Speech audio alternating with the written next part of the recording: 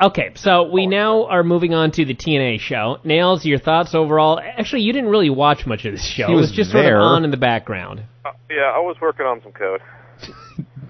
Nails would rather process it did not computer capture code than watch Impact. Well, if you remember right, I tried to get you to go home and forget about the TNA show. You did. You tried to kick us out of the house at midnight, and I was like, no, we've got another show we need to watch. And I honestly, right now, don't remember it. I'll start talking about it. Well, I don't remember much of it either, but I have notes, thankfully. I remember there was a horrible show, except for about a minute and a half that was just fantastic 5-star stuff. I remember the midget thing. That's not what I was thinking of, actually. That was not what we were thinking of, but that was... We'll let you talk about the midget when we get to it there, Nails. I do remember the first thing you said was, if the first guy... I asked you, are you coming over to watch the pay-per-view on Sunday? And your response was, if the first guy I see in the ring is Sting, the answer is no.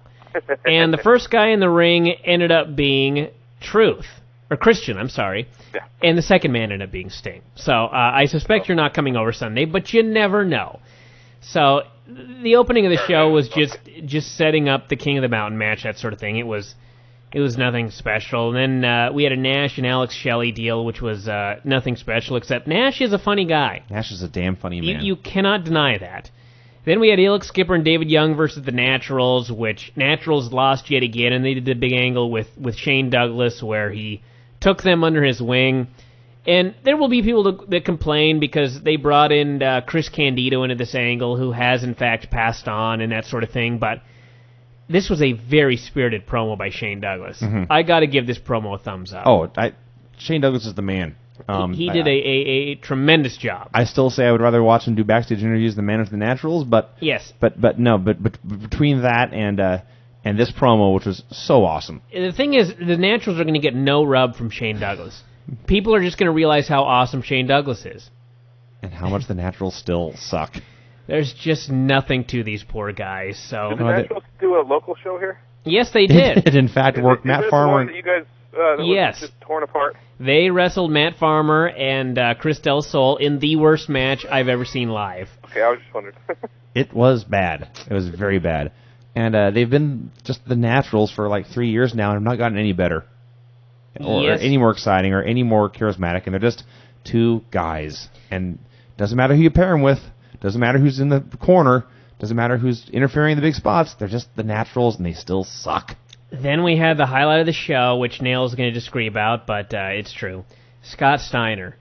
Steiner cut a promo on Samoa Joe. He hates the fact that the man is called Samoa Joe. He called him a half-breed and a little fat bastard. And I thought, this is just fantastic television. This was the moment I was thinking of, but I was thinking on both sides of it, because it was going back and forth between the Steiner promo and the Joe promo. It was a long video package. And both guys were awesome. Yeah, Joe was really good, but, I mean, Steiner was just awesome. We talked about before, Steiner's the only really star. Shut up, Jeff! We don't have any of his new ones, unfortunately, but yes. I got to download the new ones. Shut up, Jeff! Shut up, Jeff! But yeah, Scott Steiner's the only real star that TNA has, and just flexing and talking about his vein. No, he's not the only star, Joe. They're the only two stars. Okay, but we talked before how Steiner's the only, I don't know, maybe star is the wrong word, but the super over-the-top personality. He's the only one that really scares you. That may be it. I don't know what you're looking for, but he's one of the guys, he's a money player. Yes. Shut up, Jeff! You know what's funny about that drop? Listen carefully to the very beginning. Shut up, Jeff! Jeff Jarrett sounds exactly like you. Shut up, Jeff! Shut up, Jeff! Doesn't it? He sounds exactly like you. I have no idea. Anyway. Sorry. So, yeah, that was good stuff. And then we're going to get to the part Nails want to talk about. Nails, go for it. Nash and the fake Chris Sabin, the midget. It was, what was it, Mr. X? It was something of that nature. That's what they called him, yes. It was a masked midget. It was great. They set up a whole bunch of spots where Nash either got down on his knees or even onto a chair to deliver a boot. Yes. The chair-assisted big boot, where Nash has now gotten so lazy he will not even stand to kick a man in the face. He will sit down and hold his foot out and let the midget run into it. That was awesome. I don't remember all the spots, but I just remember going, this is just so weird, it's awesome. It's so funny because the idea is this is going to help the X Division. All it's done is got Nash over and made the X Division a joke. And we all knew it going in, but every time I watch it, it becomes more apparent. He has turned the whole division into comedy, and he's the only cool one. Yeah, that's largely true. It's incredible. He's an incredible man. I feared much worse still when just wait till Sunday. Well, if he kills Chris Sabin, then he'll be dead for sure. But I expected to be coming out and killing men every week. And I would give Chris Sabin a 1% chance of winning, and I would give this chance a 0% chance of being any good. Oh, I agree with that one for sure. Because Nash is absolutely beyond immobile, and he ain't going to be sitting in chairs and doing spots in this match with Sabin. No.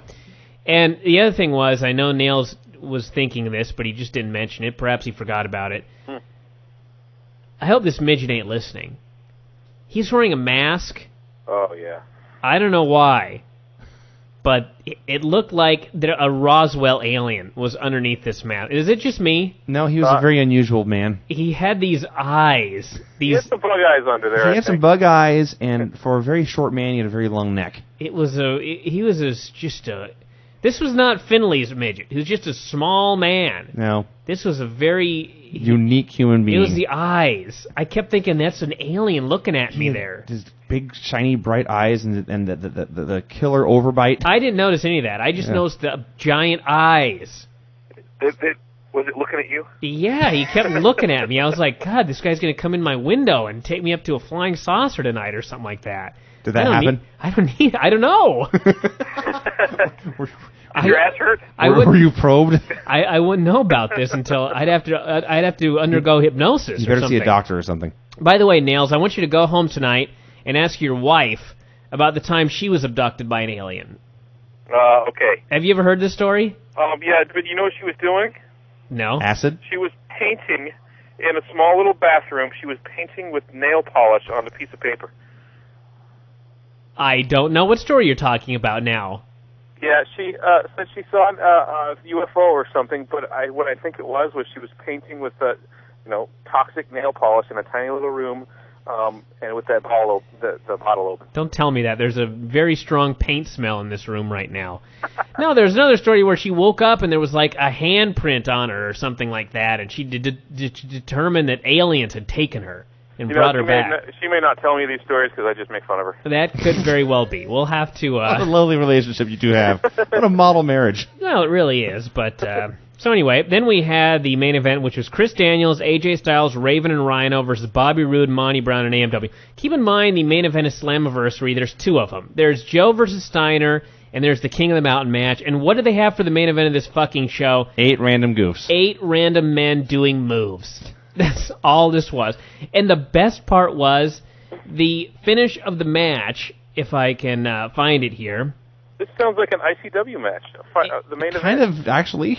It was. Gail Kim hit the ring and did some spot with Chris Daniels, and then Monty Brown pounced Chris Daniels for the pin. Yes. Yeah, Monty that's right. Brown is not in the King of the Mountain match, and Chris Daniels and AJ Styles are not facing Monty Brown at the pay-per-view, so there was no reason for this finish to take place. Nope.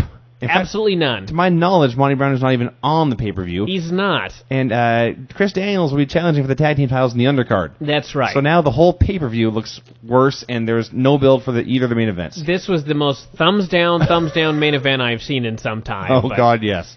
So they really didn't even have the main event guys there. No, they were early on in the show, and they just went home. Great. Then Goofs came out. So Goofs came out to finish the show. Who is the actual main event? Now that I watched the whole show and I still don't know. It's a wacky King of the Mountain match. There's 5 guys. The in the reverse main event. ladder match with the wacky penalty box. With the rules that I will never forget, Scott Hudson said with a straight face, it's really very simple. Did you read the thing in the news yes, update the Dory Funk wrote? deal? He wrote about 94 lines trying to explain what the rules of this match were. And I thought, geez. I can't believe they haven't just dumped this thing And yet. there's how many guys in this match? 5. 5 men. Oh, so it's going to be 5 men doing moves for 45 minutes. In fact it is. And which means that at all times there will either be a double team going on or one guy just hanging out with nothing to do. And this is where we put a belt on top of something. You got to take the belt. The belt will be on the ground, and you've got to climb a ladder and hang it up. Right, okay. It's a reverse ladder match.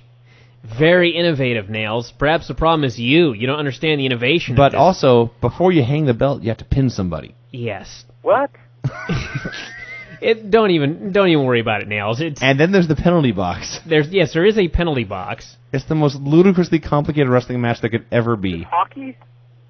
No. Sadly, no. I like hockey. Although, ironically, there may be a hockey stick involved, I would think. But anyway, Nails, I think we're done with you for the night.